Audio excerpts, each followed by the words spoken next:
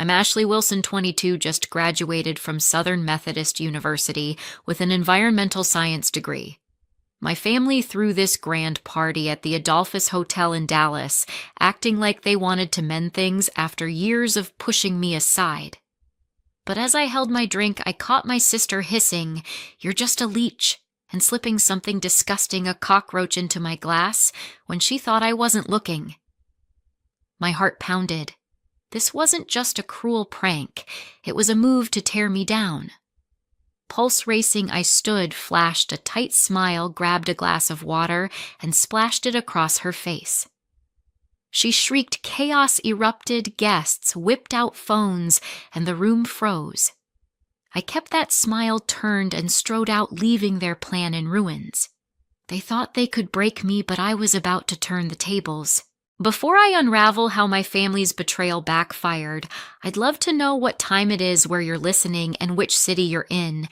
It's amazing to see how far these stories reach. Like and subscribe if family drama hits close to home. My family wasn't about love. It was about control, image, and secrets. They played the part of perfect philanthropists, but behind closed doors, it was all criticism and favoritism. My sister was their star. I was the outsider. When a hidden truth surfaced, everything shifted, and that party became their chance to silence me. But I walked in with my eyes wide open, ready to expose their game. My family was never the warm sitcom kind. Dad built Wilson Investments from a small office in downtown Dallas into a financial empire bankrolling skyscrapers, shopping complexes, and infrastructure across Texas. His deals were cutthroat whispers on Wall Street, spoke of bribed officials and ignored regulations, but he covered it with splashy donations to local hospitals and schools. Mom from a long line of oil barons brought old money clout when they married, turning their firm into a social juggernaut. Their Highland Park mansion with its marble floors and chandeliers graced lifestyle magazines, but inside it was a stage for their obsession with control and appearances. My sister, 3 years older, was their pride. She aced every test, led the debate team, and graduated Harvard with honors, stepping straight into a VP role at the firm. They never missed her award ceremonies, lining our halls with her trophies. Family dinners revolved around her latest client wins, with Mom nodding like she'd won a prize herself. Me, I was the shadow. My straight A's and science fair medals got a curt. That's standard for us from Dad or Mom's critique about my posture in photos. They showed up to my events only when skipping would have raised eyebrows. They'd mapped my life finance degree, intern at the firm, eventually manage compliance while my sister ran the show. But everything shifted in high school during a class trip to the Trinity River. I saw murky water, dead fish floating, and locals complaining of health issues traced to a construction project Dad's firm funded. That lit a fire in me to study environmental science, to hold companies accountable. When I applied to Southern Methodist University for it, the house erupted.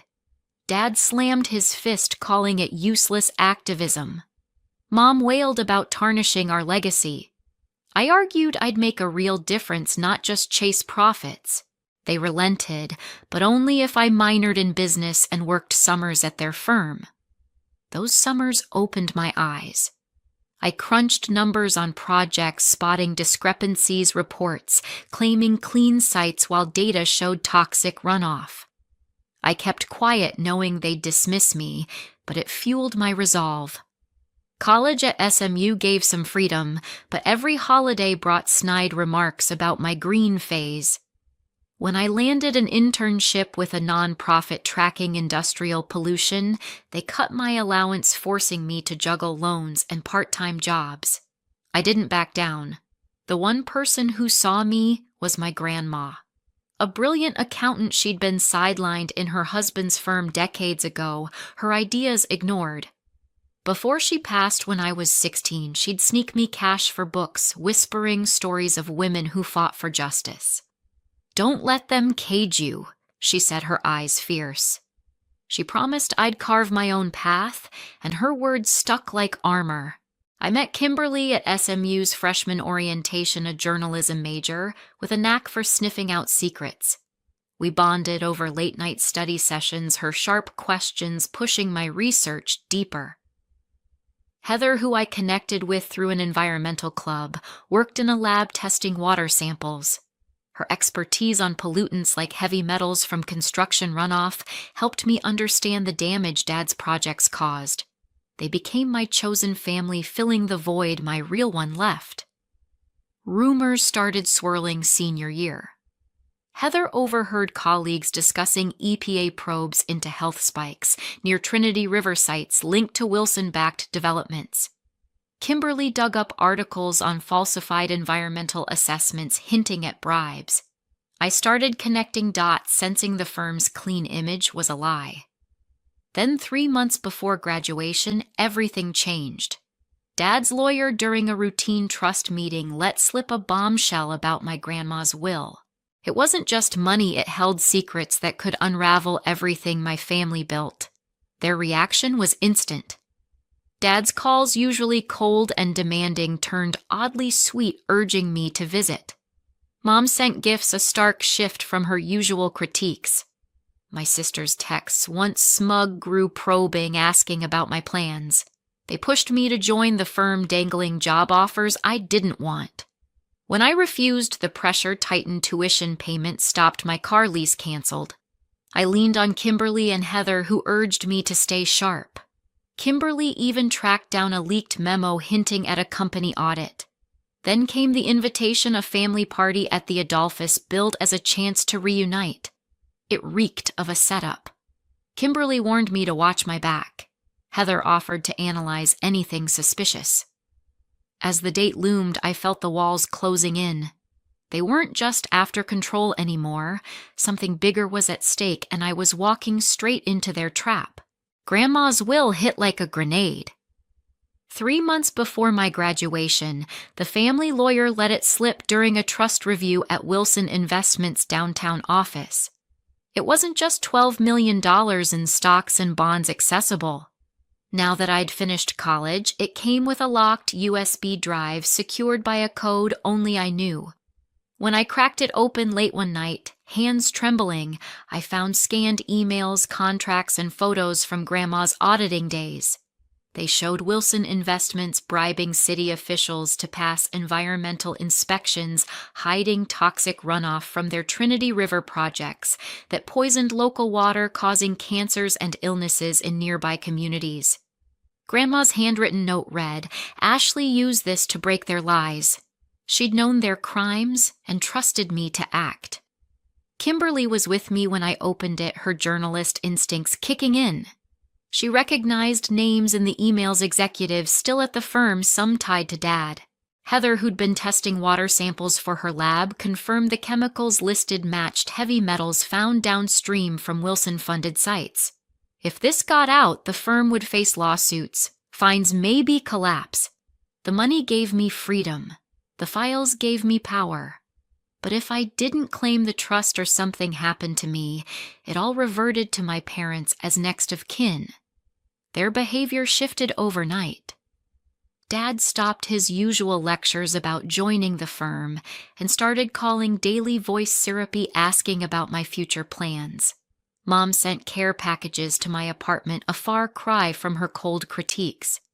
My sister, who'd always texted smug jabs, began probing about my post-graduation goals, her tone too calculated. Kimberly flagged it as manipulation. Heather said it screamed desperation. Then the hammer dropped. They canceled my tuition payments for my final semester, forcing me to scramble for loans. Dad emailed a job offer for the firm's compliance team, saying it was time to step up. When I declined, citing my nonprofit internship, the car I'd used a company lease got repossessed. I fought back quietly. Kimberly dug deeper, pulling public records on Wilson's projects. She found a whistleblower report buried by red tape linking their developments to health complaints. Heather ran tests on Trinity River samples I'd collected, confirming illegal levels of lead and chromium chemicals tied to their sites. We met at a coffee shop near SMU, huddling over laptops.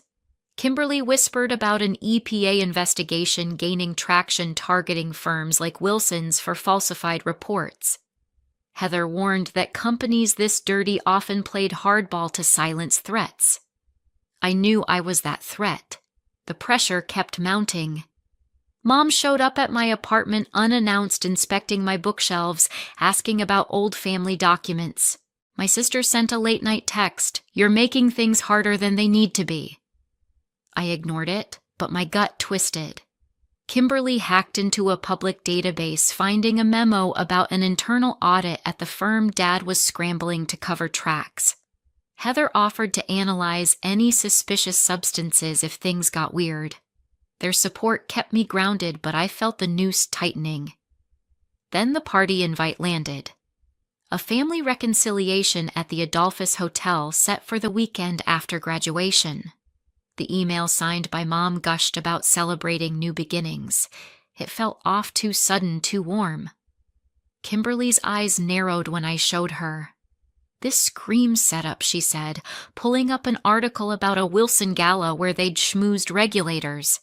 Heather suggested I bring a sample kit just in case. I agreed, slipping a small vial and my phone into my purse set to record. 2 nights before the party, Kimberly called voice low.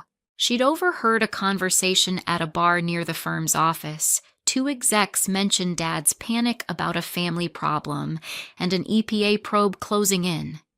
They'd hinted at handling it at an upcoming event. My heart sank.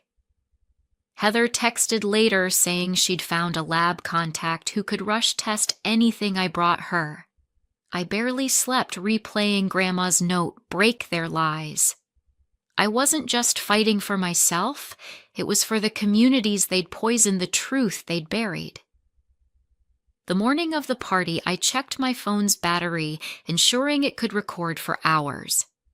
Kimberly sent a final tip. She'd caught wind of a plan to neutralize me at the event, something about making me look unstable. Heather warned that certain chemicals could cause confusion, mimicking drunkenness, without leaving a trace on standard tests. My hands shook as I dressed, choosing a simple black outfit to blend in. I wasn't walking into a celebration, I was stepping into a battlefield. As I drove to the Adolphus, the hotel's grand facade loomed all glass and gold. Guests in suits and dresses milled outside their laughter, a stark contrast to the dread in my chest. Kimberly and Heather would be nearby, ready to back me up. I clutched my phone, the USB drive hidden in my bag, Grandma's words echoing. Whatever they had planned, I'd be ready not just to survive, but to turn their game against them. The Adolphus Hotel's ballroom sparkled under chandeliers filled with Dallas elites, sipping cocktails, their chatter masking the tension in my chest. I stood near the bar, phone hidden in my palm set to record. Dad mingled with investors, his smile polished, but eyes darting to me. Mom in a designer gown worked the room, nodding at compliments about our perfect family. My sister hovered nearby, her usual smug grin replaced with a nervous edge. Kimberly's tip from last night echoed something was planned to make me look unstable. Heather's warning about confusion-inducing chemicals lingered as I scanned the crowd. A waiter offered me a flute of champagne from a silver tray.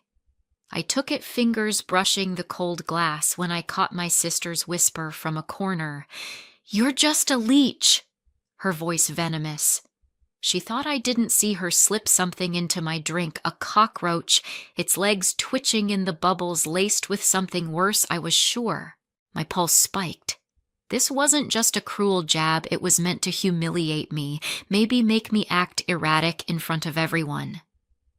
Kimberly, stationed across the room, gave a subtle nod, her phone angled to capture everything. Heather waited outside, ready to test any evidence I could grab. I'd planned for this thanks to their heads up. Smirking, I grabbed a water glass from a passing tray, stood tall, and splashed it across my sister's face. She shrieked, makeup streaking the cockroach, tumbling onto the floor as guests gasped.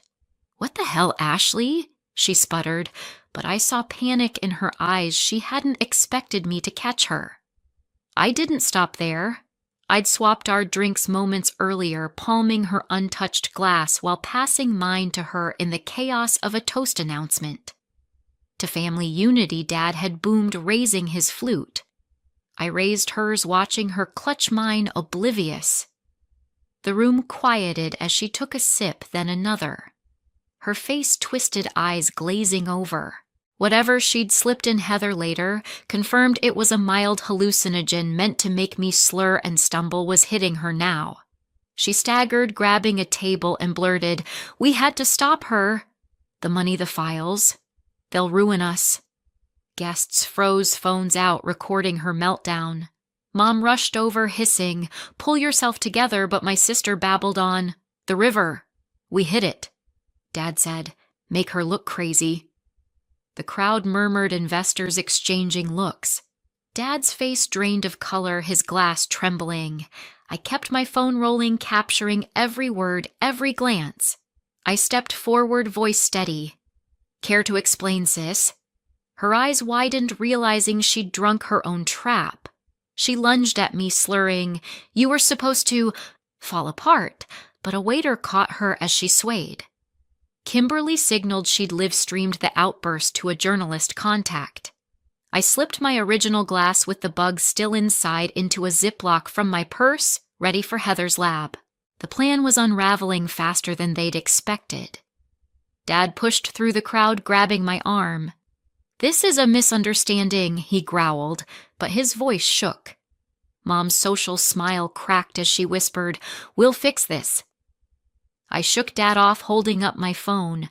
"Fix what? Her confession? It's already out there."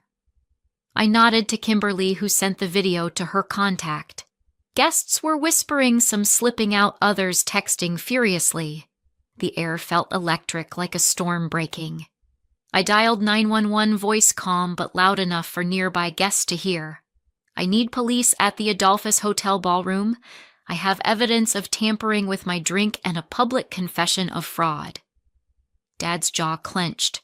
Mom's hands trembled. My sister slumped in a chair, muttering nonsense, her perfect image shattered. Sirens wailed outside within minutes, red and blue lights flashing through the windows. As officers entered, I handed the Ziploc to one, explaining the bug and suspected substance. Kimberly approached, showing her footage to another cop. Heather texted she was already at her lab, ready to test the sample.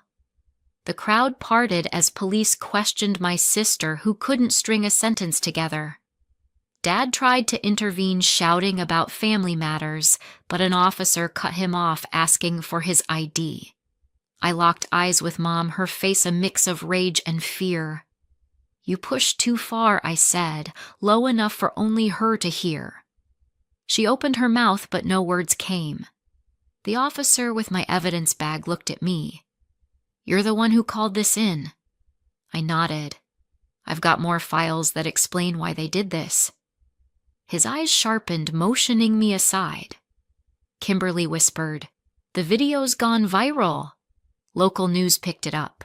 My phone buzzed with notifications, but I ignored them, focusing on the officer. The ballroom felt like a courtroom already with guests as witnesses to my family's collapse. My sister's words, money files, river hung in the air, damning them. I'd walked into their trap, but I'd turned it into theirs.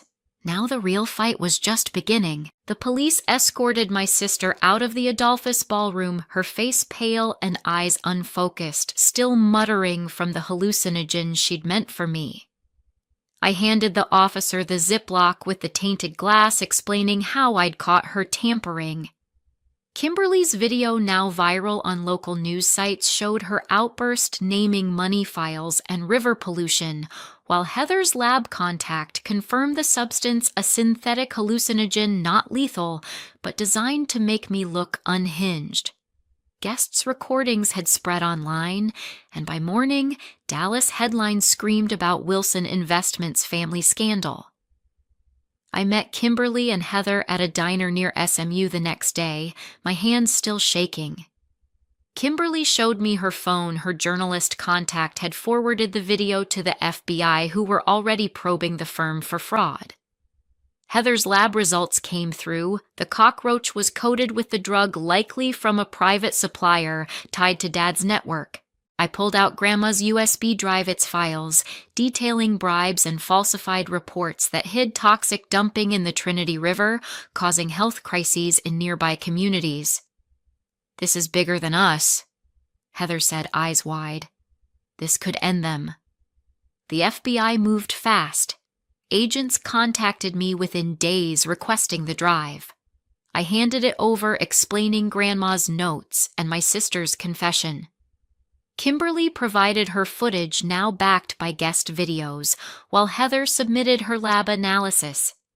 The investigation exploded, uncovering emails where Dad instructed executives to bury environmental violations. One file showed Mom signing off on payments to silence health complaints. The Trinity's pollution lead and chromium from Wilson-funded projects was linked to cancer clusters in Oak Cliff neighborhoods. A month later, I sat in a small FBI office downtown, across from Agent Novak. He spread documents across the table, contracts, bank transfers, and photos of illegal waste sites, all matching Grandma's files. "Your family's been dodging audits for years," he said. "Your sister's slip-up gave us probable cause for search warrants. They'd raided the firm's offices and our Highland Park mansion, finding laptops with deleted but recoverable emails. One outlined a plan to discredit me as unstable to block my inheritance claim." Novak's eyes softened. "You're lucky you caught it in time." Kimberly kept digging, connecting with a whistleblower who'd been fired for questioning the firm's practices. Heather linked me with an EPA contact, confirming the Trinity's contamination matched Wilson's projects. I spent nights poring over data, using my environmental training to map pollution patterns for the agents. The firm's stock plummeted as investors pulled out, spooked by the news. Mom called once, voice icy, demanding I fix this mess. I hung up, blocking her number. Dad sent a lawyer's letter claiming I'd fabricated everything. I forwarded it to Novak. 2 months after the party, the trial began at the Dallas County Courthouse. I walked in with Kimberly and Heather, my stomach in knots. The courtroom buzzed with reporters, their cameras flashing as I took the stand. I presented Grandma's files, explaining how they proved years of fraud and environmental harm. My voice stayed steady, detailing the river's chemical levels and health impacts, backed by Heather's lab work. The prosecution played Kimberly's video, my sister's slurred confession echoing, "We hit it." Dad said, "Make her look crazy." Jurors leaned forward, faces grim. Dad sat at the defense table, jaw tight, avoiding my gaze. Mom's eyes were red, her composure gone. My sister looked smaller, her confidence replaced by a blank stare. Their lawyer, a sharp-suited man, argued it was a family misunderstanding, claiming the hallucinogen was a prank gone wrong. But the evidence was brutal emails, bank records, and water samples tied to cancer cases. A surprise witness appeared, Aunt Margaret, Mom's estranged sister. She'd left the family decades ago after refusing to sign off on Dad's early shady deals. They pushed me out for asking questions, she testified, her voice firm. "Ashley's telling the truth. Margaret found me after my testimony, gripping my hand." "I should have stayed in touch," she said. "Your grandma warned me they'd turn on you too." Her support felt like a lifeline, a piece of family I hadn't known I had. Kimberly and Heather flanked me outside, shielding me from reporters shouting questions. "You nailed it," Kimberly whispered. Heather nodded. The data was airtight. The prosecution's closing was merciless, linking the firm's fraud to community suffering and my sister's act to a cover-up. The jury deliberated for hours, tension thick. When they returned, the verdict hit guilty on counts of fraud, environmental violations, and attempted tampering. Dad got 20 years, Mom 15, my sister 5. The firm was ordered to liquidate assets seized for victim restitution. Reporters swarmed as we left, but Margaret guided us to a waiting car. In the courthouse hallway, I faced Dad one last time. His eyes burned, but I held my ground. "You brought this on yourself," I said, voice cold. He didn't respond, just turned away. Mom tried to speak, but I walked past. My sister, out on bail until sentencing, stared at the floor. I felt no guilt, only resolve. They'd tried to erase me, but I'd dismantled their empire instead. Kimberly's phone buzzed with updates. The EPA launched a cleanup fund for the Trinity, citing our evidence. Heather's lab was hired to monitor it. Margaret offered to help me navigate what came next. As we drove away, the courthouse fading, I knew this wasn't the end. The truth had broken them, but it had also set something in motion, something bigger than their lies. 6 months after the trial, I stood on the porch of Grandma's Cedar Creek Lake house, the late November breeze cool against my skin. The guilty verdicts had unraveled everything. Dad got 20 years, Mom 15, my sister 5. Their sentences tied to fraud, environmental crimes, and tampering with my drink. Wilson Investments collapsed, its assets seized to fund cleanup and victim restitution for the Trinity River's poisoned communities. I refused all contact, no visits, no letters, no second chances. They'd tried to destroy me for money and secrets. I was done carrying their weight. I moved into the lake house, part of Grandma's trust, a quiet retreat an hour from Dallas, where I'd spent childhood summers with her, free from family pressures. The $12 million now mine through the ironclad trust felt less like wealth and more like responsibility. I set up the Helen Wilson Environmental Foundation, channeling funds to clean the Trinity and provide medical care for affected families. Heather's lab took the lead on monitoring their tests, already showing reduced toxin levels. Kimberly, now freelancing for a Dallas news outlet, published exposés on corporate fraud, citing our case as a wake-up call. Aunt Margaret, who'd re-entered my life after the trial, helped navigate the legal maze, her own history of being ostracized for questioning Dad's deals giving her a sharp edge. The firm's downfall dominated headlines for weeks. Former employees came forward revealing years of coerced silence on falsified reports. Families in Oak Cliff filed lawsuits linking cancers to the river's contamination, their stories echoing Grandma's files. I volunteered with a local water quality group, finding purpose in testing samples and rebuilding what my family had broken. Margaret joined me sometimes, sharing memories of Grandma's fight against the same greed decades ago. I sold the Highland Park mansion, its sterile perfection holding no value for me. The proceeds went to the foundation, ensuring long-term support for victims. Kimberly and Heather moved into a loft nearby, our bond stronger than ever. We'd spend evenings at the lake house laughing over coffee, their support, a stark contrast to the family I'd left behind. Margaret, now a regular visitor, brought stories of her own rebellion against the Wilsons, helping me process the betrayal without anger consuming me.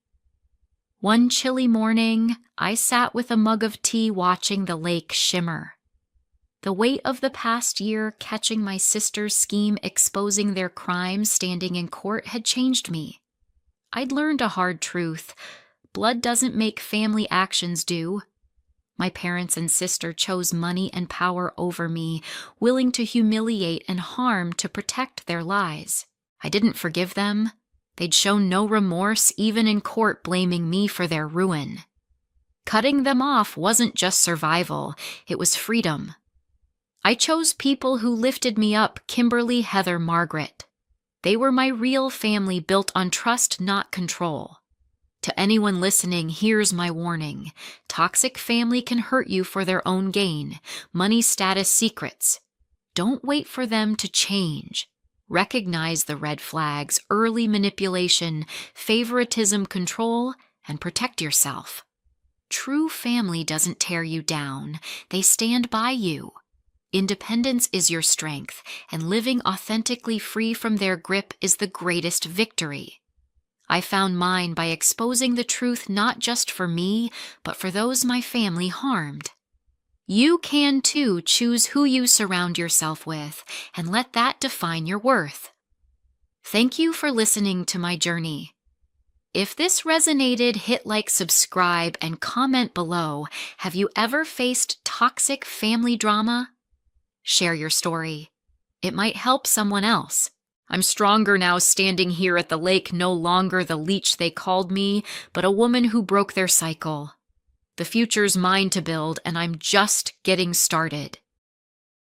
"I'd like to make a toast," Josh announced, raising his glass as everyone at his housewarming party turned to look at him. His eyes gleamed with excitement, an expression I'd seen countless times when he was about to steal the spotlight. "To new beginnings, new homes, and—" He paused dramatically. "To Grandpa's memory." A respectful silence fell over the room. Our grandfather had passed away just 4 days ago, and the wound was still fresh for all of us. I raised my glass along with everyone else, quietly honoring the man who had meant so much to me. "Speaking of Grandpa," Josh continued, setting his drink down on the coffee table, "I have an announcement to make."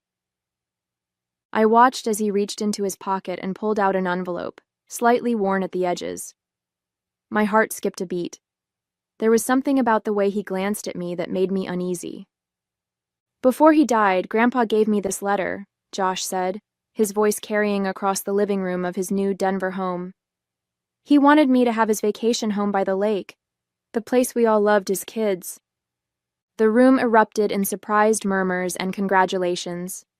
My parents beamed with pride, while Josh's girlfriend Teresa clapped excitedly. My cousin Jenna shot me a confused look from across the room. She knew how close Grandpa and I had been. I sat stunned, unable to process what I was hearing. The lakeside cabin was Grandpa's most cherished possession. It was also the place where I had spent nearly every weekend for the past 3 years, helping him maintain the property, listening to his stories, and simply enjoying his company. Josh, on the other hand, had visited maybe twice in the last 5 years, always complaining about the lack of Wi-Fi and nothing to do. But more importantly, Grandpa had given me a small wooden box 3 weeks ago, making me promise not to open it until the time was right. Inside was a notarized deed transferring ownership of the vacation home to me. He had already given me the property. It wasn't even part of his estate. As Josh unfolded the letter and began to read what were supposedly Grandpa's wishes, I studied his face.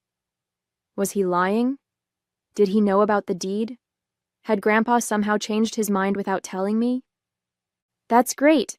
Good for you, Josh," I managed to say with a forced smile, though my mind was racing. I needed to get home and check the documents in that wooden box right away. I quietly excused myself, saying I needed to use the bathroom, and slipped away from the celebration. As I closed the bathroom door behind me, I leaned against it and took a deep breath. The letter Josh had shown everyone didn't make sense. Grandpa's handwriting had become increasingly shaky in his final months due to arthritis, but the signature I glimpsed looked suspiciously smooth and confident. My phone buzzed with a text from Jenna. "You okay?" That was weird. Josh never even cared about the cabin. I texted Jenna back, "Need to check something at home. Can you cover for me? Say I got called into work?" Within minutes, she had made my excuses to the family, and I slipped out the back door while everyone was still fawning over Josh's inheritance. The drive to my apartment felt surreal. Streetlights blurred as memories of Grandpa flooded my mind, teaching me to fish off the dock, pointing out constellations in the clear mountain sky, laughing at my terrible attempts to skip stones across the lake. The vacation home wasn't just property. It was where our most precious memories lived. It was our special place, where Grandpa had taught me about resilience, patience, and finding joy in simple things. Josh had never shown any interest in those lessons or the cabin itself. His announcement felt like a violation of something sacred. As soon as I got home, I went straight to my closet and retrieved the wooden box Grandpa had given me, It was his old cigar box, worn smooth with age, the cedar still fragrant when opened. "Don't open this until you need to know the truth," he'd told me, his eyes crinkling with that familiar wisdom that suggested he knew more than he was saying. My hands trembled as I lifted the lid. Inside lay several neatly folded documents, a sealed envelope with my name written on it, and a small brass key I recognized immediately. It opened the antique roll-top desk in Grandpa's study at the cabin. I unfolded the top document and gasped. It was exactly as I remembered, a notarized deed transferring ownership of the vacation home to me, dated 6 months ago. Alongside it was a letter in Grandpa's unmistakably shaky handwriting. "My dearest Jules," it began, "by the time you read this, I'll likely be gone. I've decided to give you the cabin while I'm still alive to avoid any complications.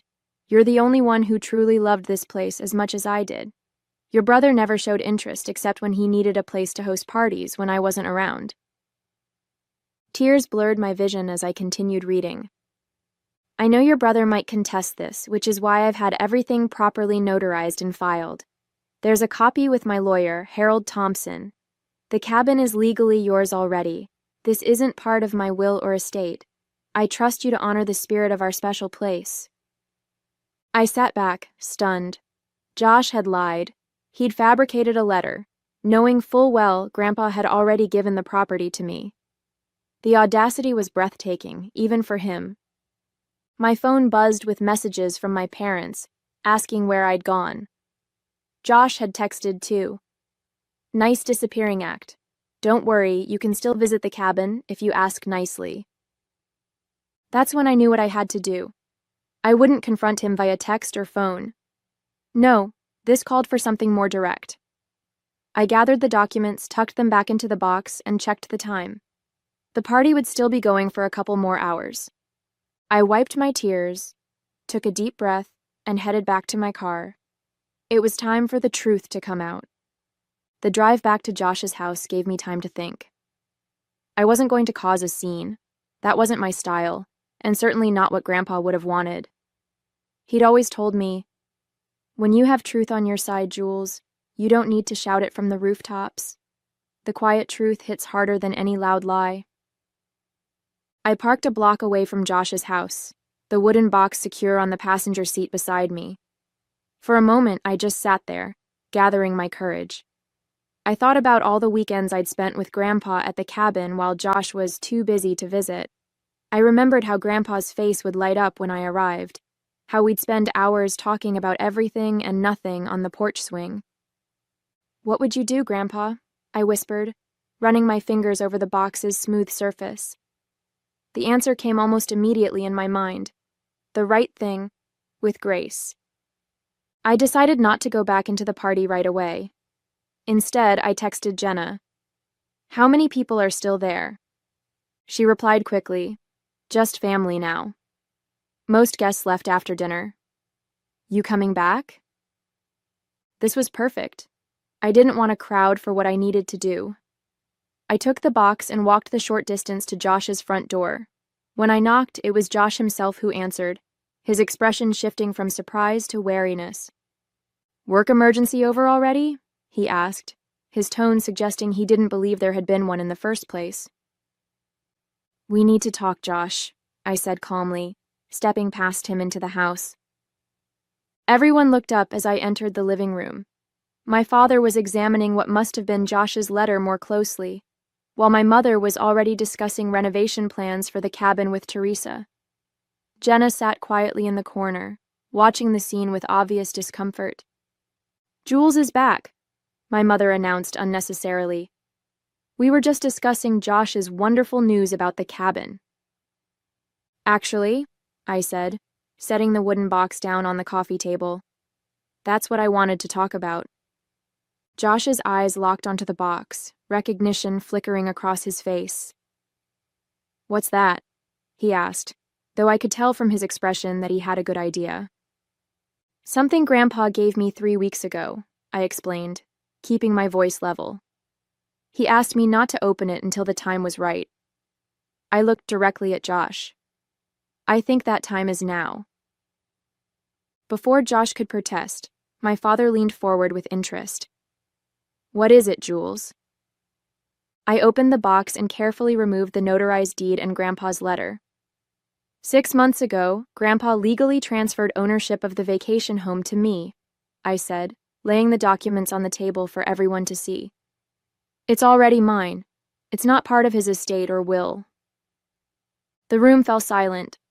My mother's mouth dropped open, while my father picked up the deed with a furrowed brow. Josh stood frozen, his face draining of color. "This is notarized," my father confirmed, examining the document. "And this is definitely your grandfather's signature." "That's impossible," Josh finally sputtered. "Grandpa gave me the letter. He wanted me to have the cabin." "May I see that letter again?" I asked, extending my hand toward my father. He handed it over, and I placed it side by side with Grandpa's handwritten letter from my box. The difference was stark and obvious. The handwriting on Josh's letter was an attempt at imitation, but it lacked the telltale shakiness caused by Grandpa's arthritis. The signature was too perfect, too controlled. "Josh," my mother said slowly, her voice barely above a whisper, "did you forge this letter?" His silence was answer enough. Josh's silence stretched uncomfortably before he finally broke it, his voice a mixture of defiance and desperation. "You don't understand. It's not fair that she gets everything." "Everything?" I echoed, genuinely confused. "What are you talking about?" "You were always Grandpa's favorite," Josh said, his words rushing out like water through a broken dam. "Always visiting him, always helping him, always the perfect grandchild. The rest of us barely got a look in." My father cleared his throat, clearly uncomfortable with the direction the conversation had taken. "Josh, regardless of how you feel, forging your grandfather's signature is serious." "Let me see those," my mother interjected, reaching for both letters. She compared them side by side, her expression shifting from disbelief to disappointment. "Oh, Josh," she sighed, "how could you do this?" Teresa slowly stood up, her face pale. "I think I should go," she murmured, avoiding Josh's pleading look as she gathered her purse and headed for the door. "Wait, Teresa, this isn't what it looks like," Josh called after her, but she was already gone, the front door closing firmly behind her. The room fell silent again. Jenna caught my eye and gave me a small, supportive nod. She had always seen through Josh's antics, even when our parents couldn't. "I don't understand," my father said finally, turning to Josh. "Why would you announce something like this without even checking if it was true? The will reading isn't until next week." Josh's face flushed with anger and embarrassment. "I found out about the deed," he admitted. "I was at Grandpa's lawyer's office last week, asking about the estate, and Thompson mentioned that the cabin wasn't part of it because it had already been taken care of. He wouldn't tell me more because of client confidentiality, but I knew what it meant. I thought if I announced it first, maybe..." "Maybe what?" my mother pressed. "Maybe Jules would just let you have it?" "Maybe everyone would believe me instead of her for once," Josh snapped, his voice rising. "Maybe I could have something that mattered to Grandpa, too." His words hung in the air, revealing a jealousy deeper than I had realized. I felt a twinge of sympathy, despite everything. Had he really felt that excluded from Grandpa's life? "Josh," I said quietly, "Grandpa invited you to the cabin countless times. You always said you were too busy." "Because I felt like an intruder," he shot back. "By the time I realized what I was missing, it was too late. You two had your special bond, your inside jokes, your traditions. There was no room for me." My father shook his head, disappointment evident in his expression. "That doesn't justify lying to the entire family, son." Josh slumped into a chair, the fight seemingly draining out of him. "So what happens now?" he asked, not looking at any of us. "You've made your point, Jules. You win." "This isn't about winning," I said, thinking of Grandpa and what he would want in this moment. Despite Josh's deception, he was still my brother, and Grandpa had loved him too, in his own way. I reached back into the wooden box and pulled out something I hadn't mentioned yet, a sealed envelope with Josh's name on it, written in Grandpa's distinctive handwriting. "He left something for you too," I said, holding it out to my brother. Josh looked up, suspicion and hope warring in his expression. "What is it?" "I don't know," I admitted honestly. "Grandpa told me not to open anything that wasn't addressed to me." After a moment's hesitation, Josh took the envelope and carefully opened it. As he read the contents, his expression shifted from defensive to shocked, and finally to something that looked like genuine remorse. "He knew," Josh said finally, his voice barely above a whisper. "He knew I might try to claim the cabin." My mother moved to sit beside him. "What does it say, honey?" Josh hesitated, then handed her the letter. "Read it," he said. "Everyone should hear it." My mother adjusted her reading glasses and began. "Dear Josh, if you're reading this, then Jules has opened my cedar box, which means one of two things. Either I'm gone, or something has happened that made her feel it was necessary to reveal its contents. I've known you since the day you were born, and I know your heart. You've always wanted recognition and validation, things I perhaps failed to give you in the way you needed. But I also know when you feel overlooked, you sometimes make impulsive decisions that hurt others and ultimately yourself. The cabin has been transferred to Jules. This was a decision I made with great thought and love. Not because I didn't care for you, but because Jules connected with the place in a way you never did. She understood what made it special to me, and I trust her to preserve that spirit. What you need isn't a property, Josh. It's a purpose. I've enclosed a check for $25,000. Use it to start something meaningful. Find what makes your heart come alive the way the cabin does for Jules. Maybe it's that business idea you mentioned last Christmas, or perhaps something else entirely.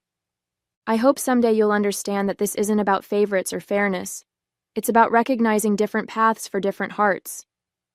Jules will keep the door open for you at the cabin, I have no doubt, but your future lies in building something of your own. With love and hope, Grandpa." When my mother finished reading, there wasn't a dry eye in the room. Josh sat with his head bowed, the check clutched in his trembling hand. "He saw right through me," he murmured, "even from the grave." My father moved to place a comforting hand on Josh's shoulder. "Your grandfather was a perceptive man." Josh looked up at me, really looked at me, perhaps for the first time in years. "I'm sorry, Jules, I had no right to try and take what was already yours." The words seemed to cost him, but they also sounded sincere. I nodded, not quite ready to offer forgiveness, but acknowledging his apology. "There's something else in the box," I said, reaching for it again.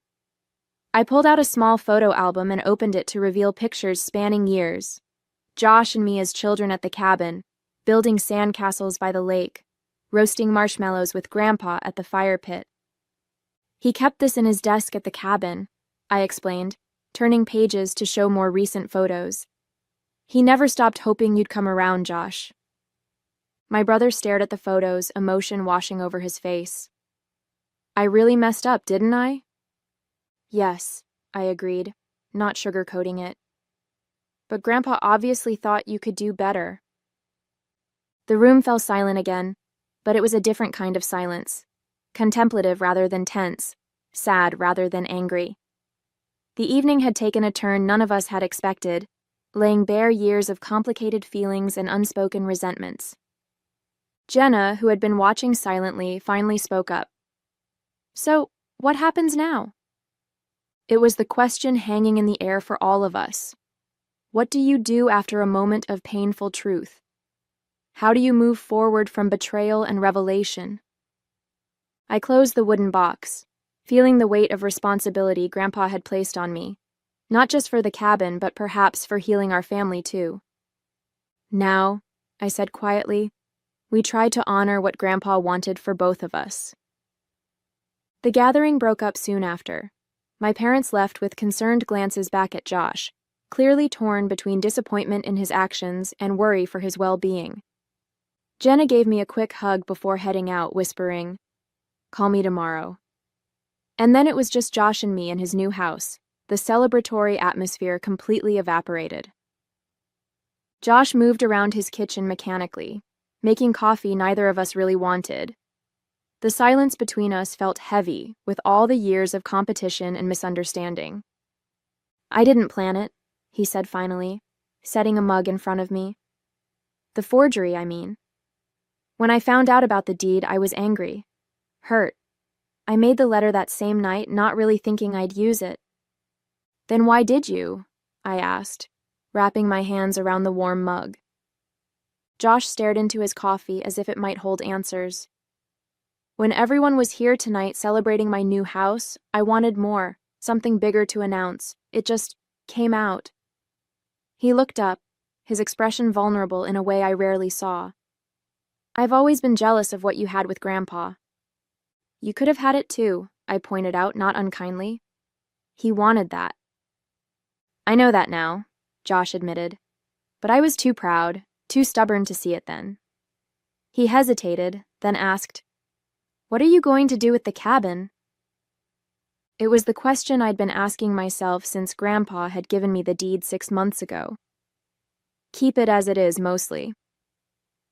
It needs some repairs, but I don't want to change its character." Josh nodded, looking relieved. "That's good. It should stay the way Grandpa loved it." I studied my brother, this person I'd grown up with but sometimes felt I barely knew. "You're welcome there, you know. Anytime."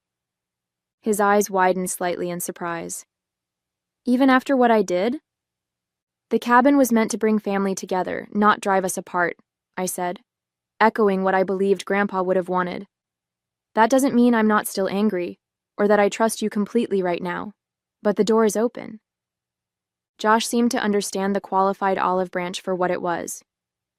"Thank you." We sat in silence for a few more minutes, sipping coffee that had already gone cold. The night had been exhausting, emotionally and physically, and there was still much to process. "I should go," I said finally, standing up. "It's been a long night." Josh walked me to the door. Before I left, he asked, "Do you think Grandpa knew this would happen? The showdown over the cabin?"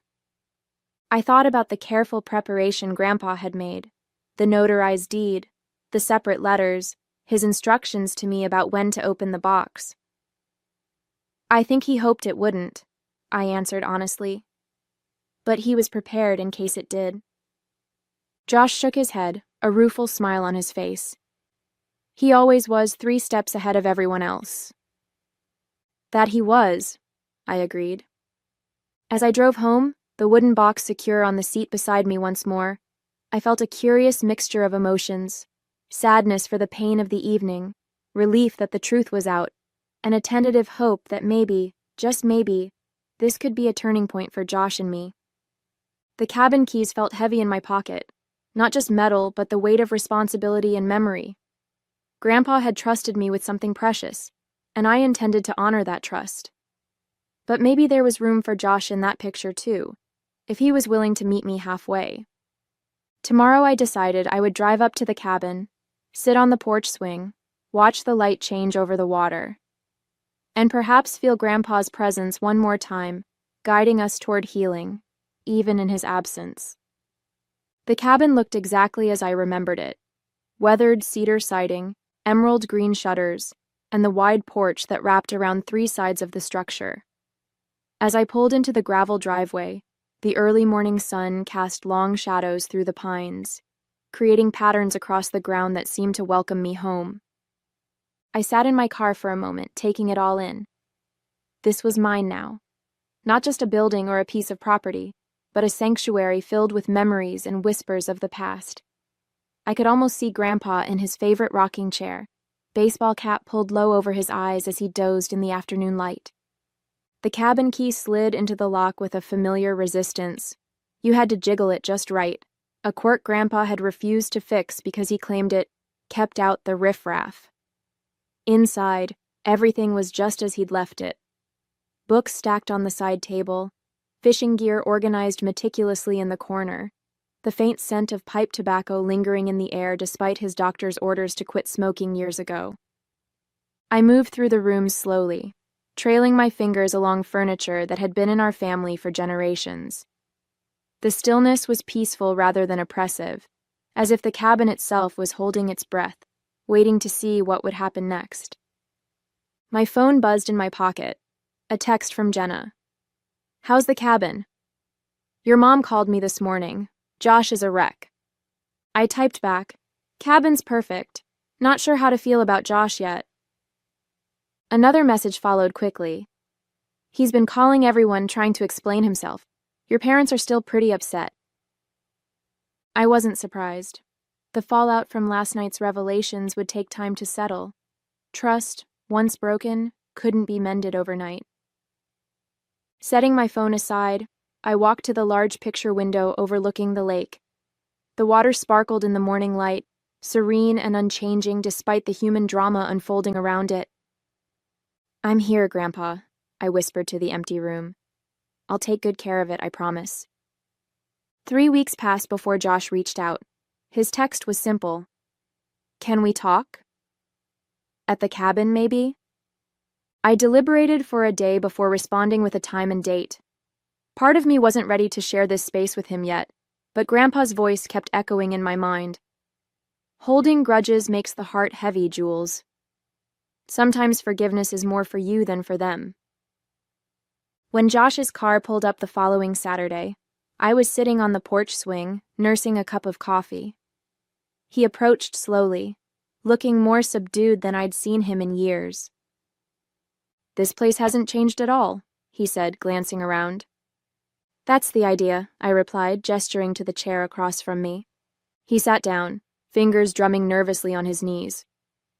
"I've been thinking about what to say for weeks, but everything sounds inadequate." "Try anyway," I suggested, neither cold nor particularly warm. Josh took a deep breath. "I'm sorry, not just for the forgery, but for everything. For being jealous of your relationship with Grandpa, for resenting you when I should have been looking at my own choices." I studied his face, trying to gauge the sincerity behind his words. The Josh I knew was a master of telling people what they wanted to hear when it served his purposes. "Why did you do it?" I asked. "The truth, Josh." He looked out at the lake, quiet for a long moment. "I thought if I had the cabin, it would somehow make up for all the time I didn't spend here. Like I could buy back those moments I missed." His voice cracked slightly. "Stupid, right?" There was a vulnerability in his admission that felt genuine. Not an excuse, just a sad acknowledgement of a faulty thought process. "I used the money," he said suddenly. "Grandpa's check." "For what?" "I enrolled in that woodworking course Grandpa was always telling me to try. The one I was too busy for." He gave a self-deprecating laugh. "Turns out I'm terrible at it, but I'm going to stick with it." He was right. It's calming, being focused on creating something with your hands. It was a small thing, but significant coming from Josh, who had always been too impatient for such pursuits. "He would have liked that," I said quietly. We sat in silence for a while, listening to the gentle lapping of water against the shore and the distant call of birds. It was the same peaceful soundtrack that had accompanied countless conversations between Grandpa and me over the years. "I have something to show you," I said finally, standing up. Josh followed me inside to Grandpa's study, where the antique roll-top desk stood in the corner, bathed in morning light. I used the brass key from the wooden box to unlock it, revealing neatly organized compartments filled with papers, letters, and small mementos. "Grandpa kept everything," I explained, pulling out a folder marked Josh. Inside were newspaper clippings of Josh's high school debate championship, photos of his college graduation, and even a printout of the webpage announcing his promotion last year. "He was proud of you," I said softly. "He just showed it differently than you wanted." Josh's fingers trembled slightly as he paged through the collection. I had no idea he kept track of all this. "There's a folder for each family member," I explained. He called it his brag book. Josh looked up, his eyes glistening. I really messed up, didn't I? Yes, I agreed, not sugarcoating it. But Grandpa believed in second chances, so do I. I pulled out a calendar from my bag and handed it to him. I've marked weekends when I'll be up here for maintenance and bigger projects. I could use an extra pair of hands, even terrible woodworking ones. A smile tugged at his lips. Really? The cabin was meant to bring family together, not drive us apart, I said. That's what Grandpa wanted. Later that afternoon, we sat on the end of the dock, feet dangling in the cool water. Josh pitched ideas for renovating the boathouse while I sketched possibilities in a notebook. You know, Josh said, looking out across the water, I think Grandpa knew exactly what he was doing, giving you this place. What do you mean? You didn't just inherit a cabin, he said thoughtfully. You inherited his role, keeping the family connected to what matters. As the sun began its descent behind the mountains, casting golden reflections across the lake, I realized Grandpa had given me more than property. He'd given me the chance to heal old wounds and forge new connections, starting with the brother I'd almost lost to resentment and pride.